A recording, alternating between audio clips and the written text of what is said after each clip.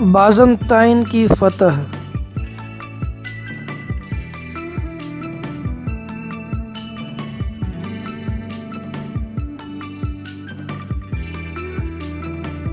سورہ روم کی پہلی آیت میں مستقبل کے بارے میں دوسری خبر جو قرآن نے دی اس میں بیان کیا گیا کہ بعض سلطنتیں بڑی شکست سے دوچار ہوں گی اور اس پر جلدی فتح حاصل ہوگی۔ رومی مغلوب ہو گئے نزدیک کی زمین پر، اور وہ مغلوب ہونے کے بعد عنقریب غالب آ جائیں گے چند سال میں ہی۔ اس سے پہلے اور بعد میں اختیار اللہ تعالیٰ ہی کا ہے۔ یہ آیات سن 620 کے اطراف میں نازل ہوئی۔ عیسائی بازنطینیوں نے فارسیوں سے بدترین شکست کھائے تھے۔ بازنطینیوں نے اتنا شدید نقصان اٹھایا تھا کہ فتح یاب ہونا تو درکنار، ان کی حکومت کی سلامتی بھی مشکوک تھی۔ اس کے باوجود آیات میں بیان کیا گیا ہے کہ بازنطینی اس کے بعد فتح یاب ہوں گے۔ نہ صرف فارسی بلکہ دوسرے بھی بازنطینی سلطنت کے لیے سخت خطرہ تھے۔ اوارس قسطنطنیہ کے کچھ فاصلے تک پہنچ گئے تھے۔ بازنطینی سلطان ہرکیولس نے گرجا گھروں میں موجود سونے چاندی کو پگھلا کر پیسہ بنایا تھا کہ فوج کا خرچ پورا کیا جا سکے۔ بہت سے گورنروں نے ہرکیولس کے خلاف بغاوت کر دی تھی اور اس کی سلطنت کو ختم کر دیا۔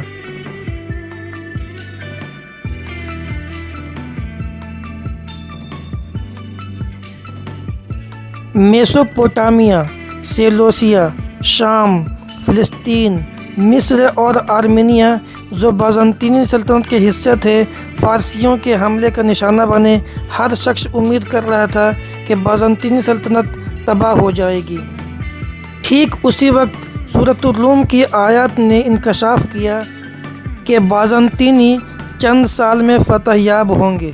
سورہ روم کی پہلی آیت کے نزول کے تقریباً 7 سال بعد سن 627 میں بازنطینیوں اور اہل فارس کے درمیان فیصلہ کن جنگ ہوئی، اور اس بار بازنطینی افواج نے حیرت انگیز طور پر فارسیوں کو شکست دی۔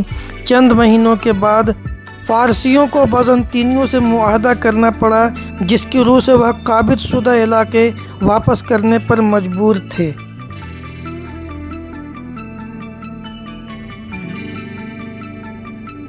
رومیوں کی فتح جس کی قرآن نے نشاندہی کی تھی، وہ ذاتی طور پر سچ ثابت ہوئی۔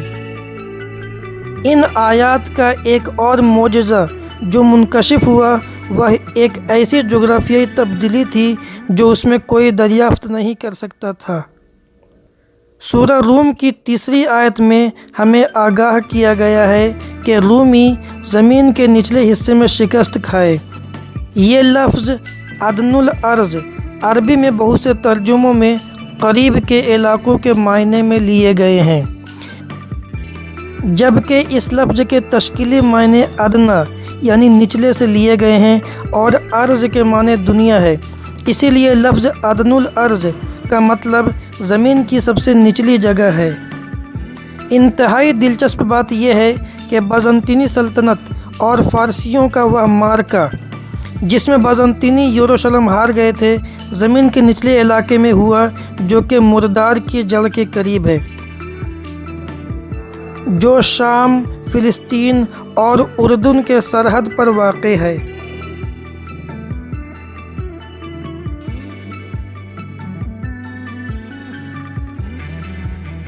بحر مردار جو منفی 395 میٹر کی گہرائی میں ہے، زمین کا نچلا ترین علاقہ ہے۔ اس کا مطلب ہے کہ بازنطینی زمین کے نچلے ترین علاقے میں اسی طرح شکست کھائے جیسا کہ آیت میں بتایا گیا تھا۔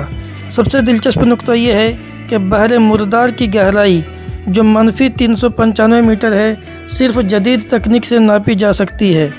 کسی کے لیے بھی اس وقت یہ جاننا ناممکن تھا کہ یہ زمین کا نچلا ترین علاقہ ہے، باوجود یہ کہ قرآن میں یہ علاقہ زمین کا نچلا ترین علاقہ بیان کیا گیا۔ چنانچہ ہمیں ایک اور ثبوت ملتا ہے کہ قرآن الہامی بیان ہے۔ الفاظ کا دہرانا۔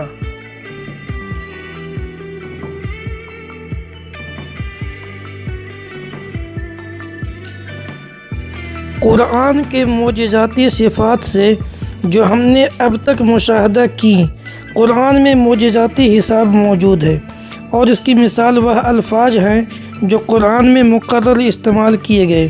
کچھ الفاظ اپنے حوالے سے اتنی ہی مرتبہ دہرائے گئے ہیں۔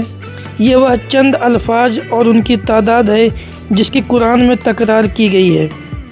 لفظ یوم یا دن 365 مرتبہ دہرایا گیا۔ ایام جو اس کی جمع شکل ہے 30 مرتبہ۔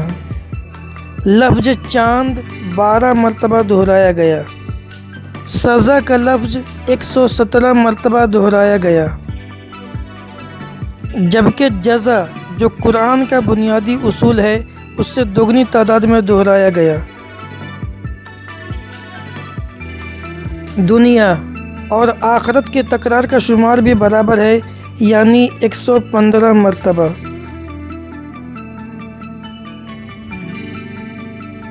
سات آسمانوں کا بیان 7 مرتبہ دہرایا گیا۔ خلق السماوات یا تخلیق کائنات بھی 7 مرتبہ دہرایا گیا۔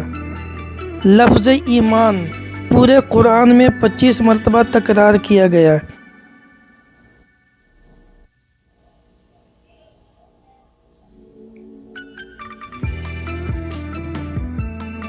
لفظ زکوٰۃ 32 مرتبہ دہرایا گیا، اور اس کے ساتھ برکت کا لفظ بھی 32 مرتبہ دہرایا گیا۔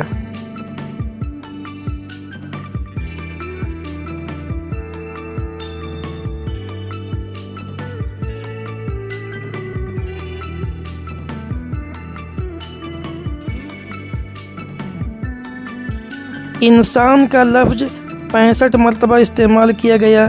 انسانی تخلیق کے مراحل کی کل تعداد بھی اس کے برابر ہے۔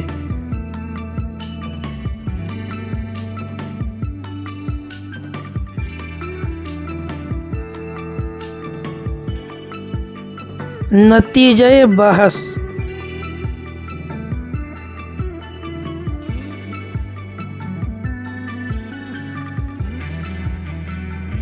جو مشاہدات ہم نے اب تک کیے وہ ایک کھلی حقیقت ظاہر کرتے ہیں۔ قرآن ایسی کتاب ہے جس میں دی جانے والی تمام خبریں سچ ثابت ہوئیں۔ وہ حقائق جن کا اس دور میں کسی کو علم نہیں ہو سکتا تھا، قرآنی آیات میں اعلانیہ کہے گئے۔ یہ اس بات کا واضح ثبوت ہے کہ قرآن انسانی کلام نہیں ہے۔ قرآن اللہ کا کلام ہے جس نے ہر چیز کو پیدا کیا، اور قادر مطلق جس نے اپنے علم سے ہر چیز کا احاطہ کیا ہوا ہے۔ سورہ نساء آیت نمبر 82 میں فرماتا ہے، اگر یہ اللہ کے سوا کسی اور کا کلام ہوتا تو تم اس میں بہت اختلاف پاتے۔ نہ صرف یہ کہ قرآن میں کوئی غلطی نہیں ہے، بلکہ ہر وہ معلومات جو اس میں موجود ہے اس الہامی کتاب کا معجزہ ہے۔ انسان کو کس چیز نے اللہ کی اس الہامی کتاب کو اپنا رہنما تسلیم کرنے سے روکا ہوا ہے؟ اپنی آیات میں سے ایک میں اللہ ہمیں بلاتا ہے، اس کتاب کو ہم نے برکت کے ساتھ نازل کیا، اس پر عمل کرو اور اللہ سے ڈرو، امید ہے کہ تم پر اللہ تعالی رحم کرے گا۔ سورہ انعام آیت نمبر 155۔